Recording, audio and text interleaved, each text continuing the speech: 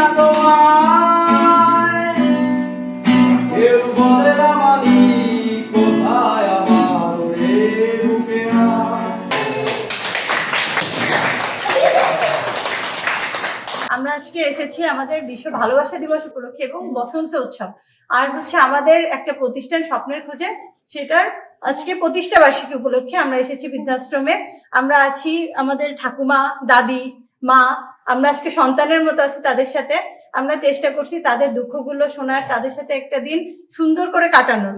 আমরা এখানে নতুন পোশাক দিচ্ছি, কেক কাটতেছি এবং তাদেরকে আমাদের যাতে মনে হয় যে তাদের একটা সন্তান আছে বা তাদের পরিচিত কেউ তাদের কাছে আছে, সেই অনুভূতিটা তাদের ভিতরে করে দেওয়ার জন্যই আমরা আজকে এখানে আসি। আমাদের স্বপ্নের খোঁজ ফাউন্ডেশনের মাধ্যমে আমরা এই বৃদ্ধাশ্রমের বয়স্কদের নিয়ে আমরা খুব আনন্দ উপভোগ করতেছি। এনাদেরও যেরকম মনে কষ্ট, আমরা যারা প্রবাসে থাকি সেম আমাদের মনে এরকম কষ্ট।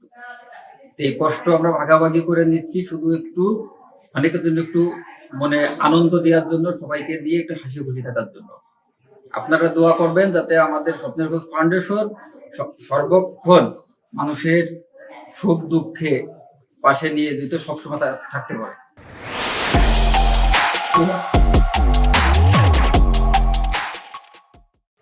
মানে এই যে তোমার সবাই যে সন্তান গুলো আসছে, কেমন লাগতেছে? আমার খুব ভালো লাগতেছে। আমাদের কি বলতেছে, আমি সাজে গুজে বসে রয়েছি তোমাদের জন্য।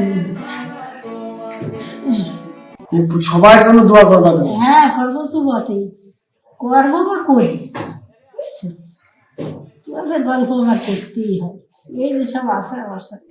আর স্বপ্নের খোঁজ ফাউন্ডেশনের নবম প্রতিষ্ঠা বার্ষিকী এবং ভালোবাসা দিবস উপলক্ষে আমরা আসছি এই বৃদ্ধ মা বাবার সাথে আনন্দ ভাগাভাগি করে নেওয়ার জন্য। তাদের একদিন আমরা সন্তান হিসেবে, আমাদের স্বপ্নের খোঁজ ফাউন্ডেশন যত সদস্য আছে তাদের আজকে সন্তান হিসেবে, তাদের নাতি হিসেবে আমরা এখানে আসছি তাদের একদিনের আনন্দ ভাগাভাগি করে নেওয়ার জন্য।